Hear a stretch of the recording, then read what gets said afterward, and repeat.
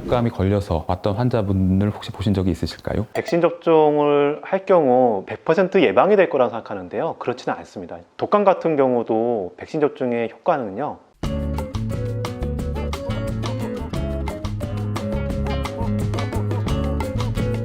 안녕하세요. 저는 대한신장학회 홍보위원을 맡고 있는 강북삼성병원 신장내과의 현영률입니다. 킹콩님들, 오늘은 만성 콩팥병 환자의 예방접종에 대해서 알아보도록 하겠습니다. 오늘 도움 말씀 주실 전문가 선생님을 모셨는데요. 교수님, 소개 부탁드립니다. 네, 안녕하세요. 한림대학교 강남성심병원 감염내과에서 근무하고 있는 서유빈입니다. 이렇게 만나 뵙게 돼서 반갑습니다. 오늘 주제가 예방접종인데요. 네. 소아부터 성인까지 모든 국민들이 다 예방접종을 하고 있지만 만성 콩팥병 환자에서 예방접종이 더 중요하다고 알고 있습니다. 그 이유가 무엇일까요?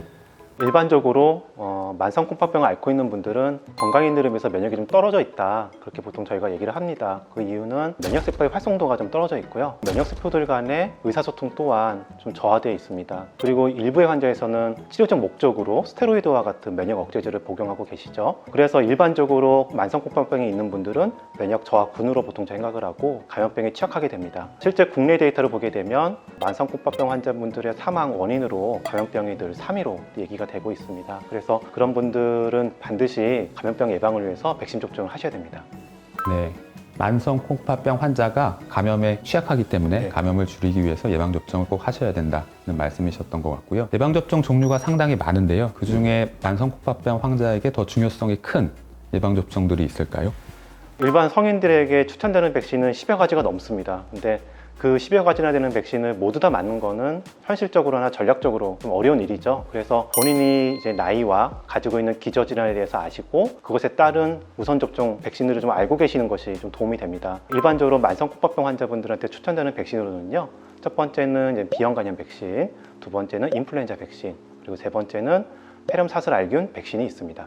그중에 인플루엔자 백신은 많은 국민들이 이미 경험이 있으실 것 같습니다. 저도 지난달에 접종을 마쳤는데요. 네네. 만성 콩팥병 환자도 꼭 해야 되는 것이군요. 네. 보통 인플루엔자 하면 독감으로 얘기를 하고 있는데요. 독감하면 말 그대로 독한 감기라고 생각하는 경우가 많습니다. 근데 인플루엔자와 감기는 아예 다른 질환입니다. 큰 차이점이 있다고 한다면 감기 같은 경우는 폐렴으로 진행되는 경우는 거의 없지만 인플루엔자 같은 경우는 폐렴으로 진행되는 경우가 많습니다. 특히 이제 면역이 저하되어 있는 만성 콩팥병 환자분들 같은 경우에는 폐렴으로 인해서 입원할 확률이 5배나 증가하게 되고, 투석하시는 분들은 그로 인한 사망이 10배나 증가하게 됩니다. 따라서 정부에서 이런 인플루엔자 접종을 하십시오, 백신 접종을 하십시오라는 그런 캠페인이 시작되게 되면 주치 선생님과 얘기하셔서 적극적으로 인플루엔자 백신을 맞는 것이 좋습니다. 그 다음은 폐렴 사슬 알균 백신인데요. 이름이 다소 생소한 것 같습니다. 네. 많은 국민들이 폐렴 예방접종으로 알고 계시는 그 백신일까요? 네, 맞습니다. 폐렴 사슬 알균은 폐렴을 일으키는 수많은 원인 미생물 중에 15에서 20%를 차지하고 있는 미생물입니다. 그 미생물이 왜 중요하냐면 폐렴 사슬 알균에 감염될 경우 합병증으로 폐렴이나 뇌염 같은 것이 발생하기도 하고요, 폐혈증이 잘 발생합니다. 그래서 폐렴 사슬 알균에 감염된 분들은 사망률이 올라가게 되거든요. 만성 콩팥병이 있는 분들은 폐렴 사슬 알균에 감염되게 되면 입원하는 것이 5배 정도 더 증가된다고 되어 있죠. 그래서 만성 콩팥병이 있는 분들은 폐렴 사슬 알균 백신을 맞는 걸 추천드리는데, 그걸 맞는다고 해서 모든 폐렴을 예방할 수 있다라고 오해하시면 안 됩니다. 폐렴 사슬 알균 예방접종은 두 가지가 있다고 네. 알고 있습니다. 만성 콩팥병 환자들은 어떤 것을 맞는 것이 더 좋을까요? 하나는 이제 다당제 백신이라고 하는 것이 있고, 하나는 단백결합 백신이라는 것이 있습니다. 다당제 백신은 저는 이제 진료실에서 설탕으로 만들어진 백신이에요 라고 설명드리고, 단백결합 백신은 단백질을 주로 해서 만든 백신입니다 이렇게 얘기 설명드립니다. 근데 두 백신 중에 어느 게 더 낫냐 하면 단백결합 백신이 훨씬 더 면역왕성으로 해서 더 우월합니다. 그렇다고 한다면 단백결합 백신을 맞는 게 더 좋을 텐데, 또 간단한 문제는 아닙니다. 폐렴 사슬 알균 안에는 100여 개의 혈청형이 있습니다. 우리나라에 다양한 성씨가 있는 것처럼 폐렴 사슬 알균에도 100여 개의 성씨가 있는 겁니다. 그 중에 몇 개를 포함하느냐가 좀 달리 얘기할 수 있는데, 아직은 백신 기술이 발달이 안 돼서 문제가 되는 애들 일부만 포함해서 백신을 만든 거거든요. 단백결합 백신은 그 중에서 13개, 다당제 백신은 그 중에서 23개를 포함하고 있습니다. 즉 커버하는 면에서 있어서는 다당제 백신은 우월한 거거든요. 면역 원성에 대해서는 단백결합 백신이 훨씬 더 우월하고 커버하는 면에서는 다당제 백신이 우월한 거죠. 그래서 어느 것이 더 우월하다라고 얘기하기보다는 두 개를 적절히 조합해서 백신 접종하는 것이 좋습니다. 그래서 저희가 보통 추천하는 거는 맨 처음에 단백결합 백신을 맞아서 이 면역 원성을 쭉 올린 다음에요. 그 다음에 다당제 백신을 맞아서 넓게 쭉 커버를 하는 거죠. 이 백신 접종 방법이 현재로서는 가장 좋은 전략으로 알려져 있습니다. 그래서 정리하면 두 가지를 다 예방접종을 해야 되는 것이군요. 네. 그리고 특히 단백결합 백신을 먼저 맞는 것이 더 권장되긴 한다는 말씀이셨는데요. 네. 근데 일부 환자들의 경우에는 예전에 다당질 네, 백신을 네. 먼저 맞으셨던 경우들이 있는데요. 그럴 네. 때는 어떻게 해야 될까요?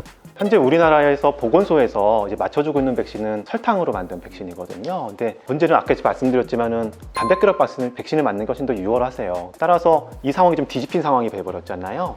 그것을 보완하기 위해서 어떻게 추천드리고 있냐면 먼저 다당제 백신을 맞았다고 한다면 단백결합 백신을 추가로 맞으시라라고 말씀드리고 있고 단백결합 백신을 맞은 다음에 맨 처음 다당제 백신을 맞은 것 간격을 5년 띄어서 다시 다당제 백신을 맞도록 권장하고 있습니다. 네, 역시 복잡한 내용인 것 같습니다. 네. 아마도 담당하시는 의사 선생님과 충분히 좀 상의를 하셔야 되는 부분이 아닐까 생각됩니다. 그리고 비형 간염 예방 접종도 중요하다고 말씀해 주셨는데요. 특히 혈액 투석을 받는 환자들에게 그런 것 같습니다. 만성 콩팥병을 앓는 분들은 꼭 그런 건 아니지만 나중에 투석을 해야 되는 경우가 있습니다. 근데 투석을 할 경우에는 의료 환경에서 혈액에 노출될 경우가 많죠. 이 경우 이제 혈액맥의 감염병을 좀 주의해야 됩니다. 우리가 보통 말하는 혈액맥의 감염병에는 비형 간염, C형 간염, 그다음에 HIV라고 하는 에이즈 감염병이 있습니다. 이 중에서 우리가 백신으로 예방할 수 있는 감염병은 비형 간염이 있습니다. 비형 간염 같은 경우는 이미 우리나라에 토착화되어 있기 때문에 노출 가능성이 많거든요. 그래서 이 부분은 좀 신경을 좀 쓰셔야 될 것 같습니다. 비형 간염 예방 접종 관련해서 일반인들과 달리 혈액 투석 환자들은 정기적으로 비형 간염 항체 검사를 해야 된다고 하는데요. 왜 이런 차이가 있을까요? 비형 간염 백신은 보통 어렸을 때 맞거든요. 맞는데 이제 그걸 다시 항체 검사를 대부분 하지는 않습니다. 왜냐하면 백신을 맞고 나서 95%에서는 완벽한 예방이 이루어진다라고 생각하고 있거든요.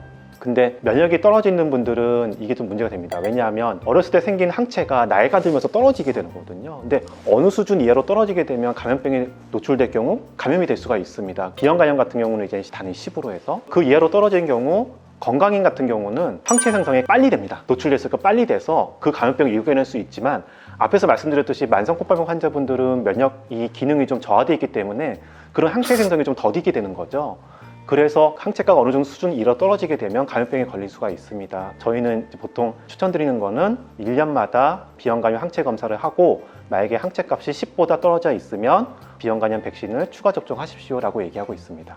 그리고 최근에는 대상포진 네. 예방접종에 대해서 물어보시는 분들이 많은데요. 만성 콩팥병 환자에게도 필요할까요? 네.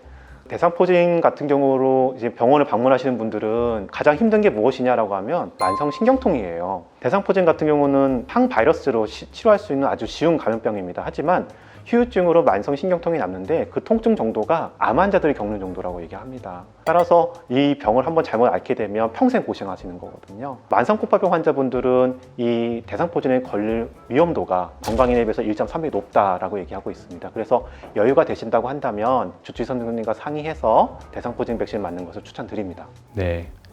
그리고 대상포진 백신 접종 대상은 나이에 따라서 달라지는 것으로 알고 네. 있는데요. 접종이 필요한 연령이 어떻게 될까요? 대상포진을 가장 많이 앓는 연령층은 60대 이상부터로 되어 있습니다. 따라서 백신 접종을 그때의 시점을 맞춰가지고 하는 게 좋은데요. 대상포진 백신의 문제점은 내 몸을 보호하는 그 시간이 좀 짧습니다. 보통 저희가 10에서 15년을 얘기하고 있거든요. 따라서 너무 일찍 맞게 되면 포발 연령에 그거를 예방할 수가 없는 거죠. 그래서 보통의 이제 추천 사항은 60대 이상에서는 접종을 하십시오라고 얘기하고 있고요. 50대 이상에서는 만약에 만성 신경통에 예민할 수 있는 분들, 예를 들면 만성질환이 있다던가 아니면 우울증 같은 걸로 인해서 통증이 예민한 분들한테는 미리 접종할 수 있도록 얘기를 하고 있습니다. 그 외에도 만성 콩팥병 환자들에게 더 꼭 중요한 것은 아니지만 일반 성인들에게 권고되는 예방접종이 있을 것 같습니다. 네. 앞에서 말씀드렸던 백신 이외에 이제 A형 간염 백신, 그래서 홍역 백신이라고 이제 MMR 백신이라는 것이 있습니다. 그리고 수두 백신, 화상풍하고 백일해를 예방할 수 있는 TD 백신이라는 것이 있습니다. 이 백신 같은 경우는 이제 우선 접종 권장 사항은 아니지만 일반 건강인들이 맞는 백신 접종 적응증을 가지고 있으세요. 그래서 그 적응증에 대해서는 주치의 선생님과 상의해서 접종을 진행하시면 될 것 같습니다. 예방접종이 필요한 것은 잘 알지만 부작용 우려 때문에 접종을 망설이는 환자분들이 계시거든요. 네. 앞서 살펴본 여러 가지 예방접종들은 안전한 것이겠지요? 시중에 유통되고 있는 백신은 어느 정도의 그런 임상 연구를 통해서 나라에서 그거를 확인하고 허가를 해준 백신들입니다. 그래서 안정성에 대해서 어느 정도 확보가 되어 있지만 100% 안전하다고 얘기할 수는 없습니다. 실제 의료 현장에서 백신을 맞고 이상 반응으로 고생하는 분들을 보게 되거든요. 백신 접종을 저희가 권장하는 이유는 감염병에 걸려서 얻을 수 있는 피해와 백신 접종에서 얻을 수 있는 이득 둘 중에 어느 게 더 우월한가를 보고 판단하는데 지금 현재 나와 있는 백신은 대부분 다 이득이 더 높다고 판단되기 때문에 저희 접종을 권장하는 겁니다. 백신은 결국 내가 맞는 거거든요. 따라서 환자분들도 제가 좀 추천드리는 사항은 백신을 맞기로 이제 마음을 먹었다고 한다면 사전에 어떤 부작용이 있을 수 있지를 한번 살펴보시고 그것들 중에서 혹시 내가 이해가 안 되는 부분이 있으면 의사 선생님하고 뭐 상의하셔서 그거를 충분히 이해한 다음에 예방 접종하는 것을 추천드립니다. 그렇지만 백신 접종을 하면 안 되는 경우도 분명히 있을 것 같습니다. 어떤 경우일까요? 네. 백신의 종류는 크게 두 가지 종류가 있습니다. 하나는 이제 죽은 미생물로 만든 사백신, 살아있는 미생물로 만든 생백신, 살생자를 쓴 겁니다. 그래서 문제가 되는 거는 바로 이 생백신입니다.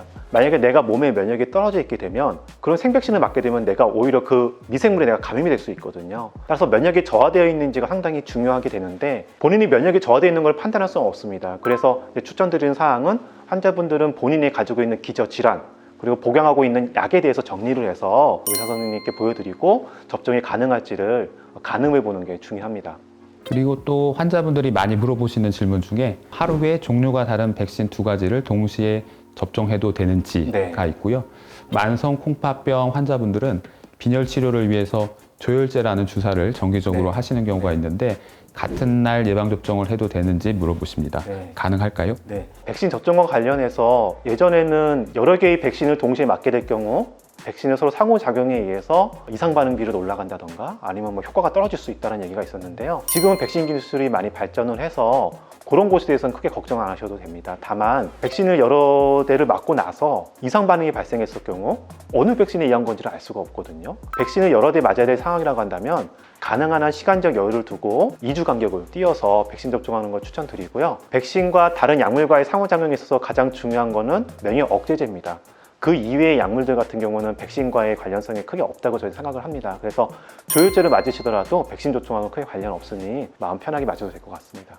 교수님, 그러면 혹시 환자분이 이미 독감 예방접종을 하셨는데 독감이 걸려서 네. 왔던 환자분을 혹시 보신 적이 있으실까요? 네, 백신 접종을 할 경우 100% 예방이 될 거라고 생각하는데요. 그렇지는 않습니다. 독감 같은 경우도 백신 접종의 효과는요, 대략 한 50% 저희가 봅니다.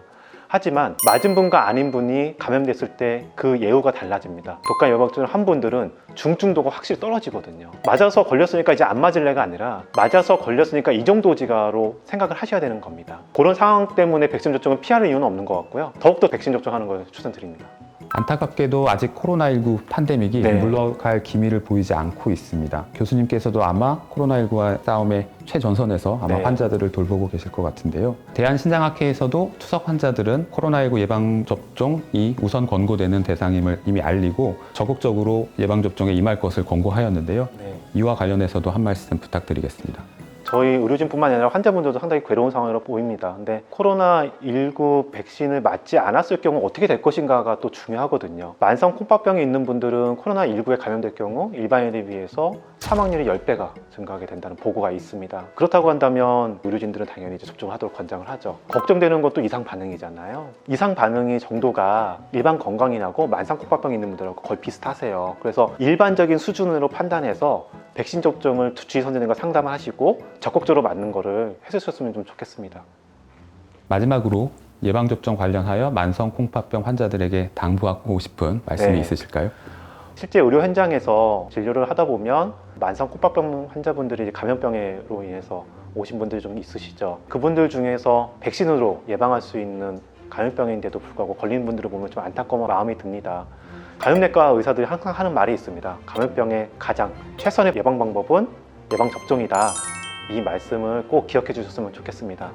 네, 교수님 오늘 좋은 네. 말씀 너무 감사드립니다. 네. 모든 만성 콩팥병 환자들이 필요한 예방접종을 안전하게 마치시고 감염병으로부터 건강을 잘 지키시기를 바라겠습니다.